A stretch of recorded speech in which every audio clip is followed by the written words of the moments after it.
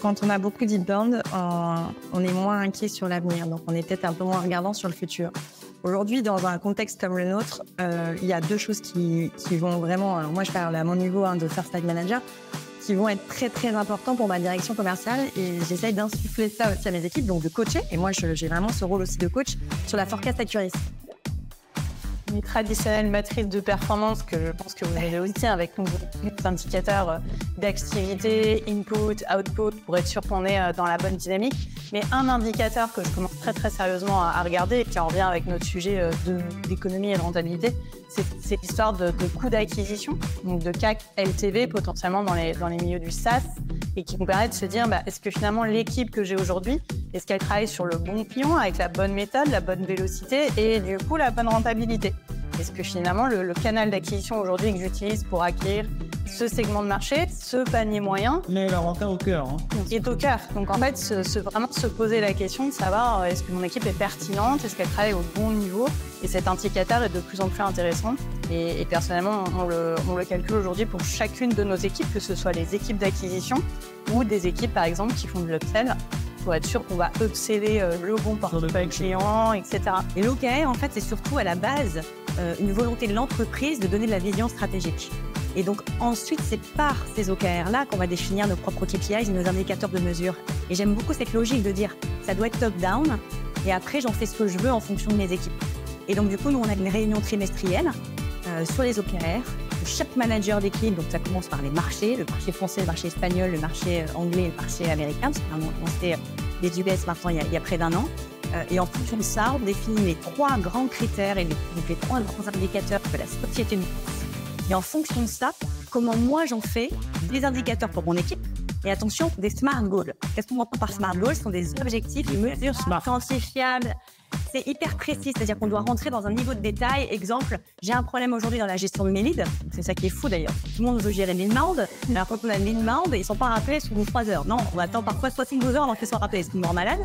Donc, c'est pas smart ça. C'est pas ça.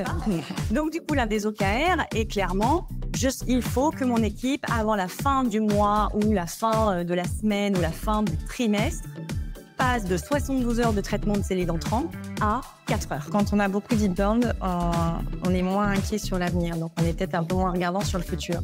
Aujourd'hui, dans un contexte comme le nôtre, il y a deux choses qui vont vraiment, alors moi je parle à mon niveau de First Tag Manager, qui vont être très très importants pour ma direction commerciale, et j'essaye d'insuffler ça aussi à mes équipes, donc de coacher, et moi j'ai vraiment ce rôle aussi de coach sur la forecast accuracy. Je pense que ça a une terminologie dans ce contexte qui est quand même très très très importante. Bon prévisionnel, quoi. Le bon prévisionnel. On est où et on doit... Voilà, c'est une lutte qu'on a, et s'il y a mon équipe qui est connectée, on vient rigoler de ça. Donc on essaie de le faire d'abord en équipe. Et puis on donne aussi les outils aux sales directement. Donc nous déjà on a des KPI qu'on regarde sur la partie gestion du pipe, finition du pipe.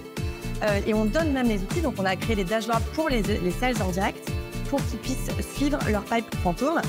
Donc vraiment, c'est une lutte d'avoir des opportunités qui prennent et qui sont ouvertes depuis 50, 60, voire 200 jours.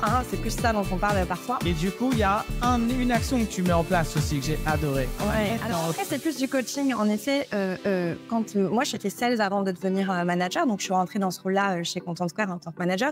Et quand on arrive nouvellement manager après avoir été sales pendant presque 10 ans, on a l'habitude de faire certaines techniques.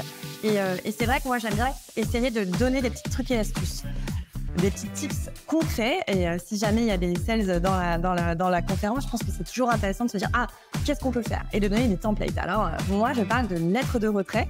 Quand vous avez des offres où finalement les clients ne vous répondent pas, le fameux ghosting qu'on peut voir sur les applications de rencontre parfois, plutôt en clientèle là, où en fait finalement il y avait un vrai projet, il y avait vraiment des pains, des points de douleur, un contexte business. Normalement, ça va au bout. Voilà, on était vraiment convaincus que ça allait avancer. C'était dans tes commits et tu avais une date de clôture. Voilà, exactement. Tu vois, et là je me dis mince, en fait, mes sales me disent ils répondent. Et donc finalement, c'est leur envoyer, les réveiller. Exactement, c'est comment en délicatesse. Je dis juste, voilà les objectifs qu'on avait convenus ensemble par rapport à votre projet. J'avais compris que dans le contexte, c'était assez important pour vous, ou à venir dans les prochaines échéances. Mais finalement, n'ayant pas de réponse de votre part, j'imagine que ce projet a été priorisé finalement. Tout en leur rappelant les besoins qu'ils avaient. Exactement, et les objectifs, le contexte dans lequel ils étaient, donc très spécifiques. On fait vraiment des lettres de retrait super spécifiques. Et donc, j'ai donné quelques templates, des modèles de lettres à mes commerciaux. Et puis, je me suis un peu battue pour qu'ils les envoient. Mais finalement, dans la liste, ça vous coûte quoi? Le client, il répond pas. Vous allez là à plus de 150 jours. Perdu pour perdu. Vous faites en plus une démarche hyper professionnelle de dire voilà, j'ai compris dans votre contexte que c'était prioritaire. J'imagine qu'on regarde le contexte de la situation. Il y a peut-être une priorité et ça a évolué. Je vous laisse revenir vers moi. Avec le rappel de l'objectif, comme tu l'as dit, la valeur. Et finalement, on a des réponses à ce type de lettre. Et puis même, ça permet de clôturer. Je dis, une fois que vous avez envoyé cette lettre, ok, on ferme l'opportunité, on passe à autre chose. Voire même, vous allez avoir une relance. Ou parfois, les clients répondent, oui, je vais revenir vers vous, mais plutôt que l'année prochaine. Ouais. Mais au moins, il explique le contexte. Exactement. Et encore une fois, je trouve dans la démarche de conseil, on peut aussi alimenter notre champion en disant, pour information, on vient de rentrer une nouvelle référence dans votre secteur, etc. On peut vu les actualités. Donc, on est vraiment dans une démarche d'expertise et tout en essayant qu'il va aussi un peu respecter par rapport à la démarche d'avant-vente. Mais que j'aime bien regarder, c'est le niveau de discount. Quand on a un contexte macro qui est un peu compliqué, forcément, il y a moins de levée de fonds, les concurrents sont plus agressifs, etc. Donc, voilà, c'est normal qu'il y ait du mouvement au niveau du discounting. Mais je garde toujours un œil très proche, très rapproché sur ce KPI. Pourquoi? Parce qu'il y a un moment où les commerciaux peuvent faire un switch et ils vont se mettre à jouer pour ne pas perdre au lieu de jouer pour gagner. Et avoir peur de perdre, il y a de l'émotion. Et quand on est dans l'émotion, il y a de l'ego. Et du coup, il y a un impact qui n'est pas bon. Et en général, je challenge beaucoup. Et bien sûr, parfois, c'est valable, etc. Mais 90% du temps, on change le taux de discount et il s'avère que ça passe. Et donc, attention à ne pas oublier le value selling dont on parle tous. On est là pour vendre de la valeur, pour aider. Oui, le besoin. On en rien, on fait à chaque fois. C'est ça. Et moi, je le dis à mes règles, les shop stock. Moi, je suis fan du produit, donc je le communique aussi à mes équipes. Soyez fiers, ayez confiance en la valeur que vous apportez à vos clients et n'ayez pas peur de perdre.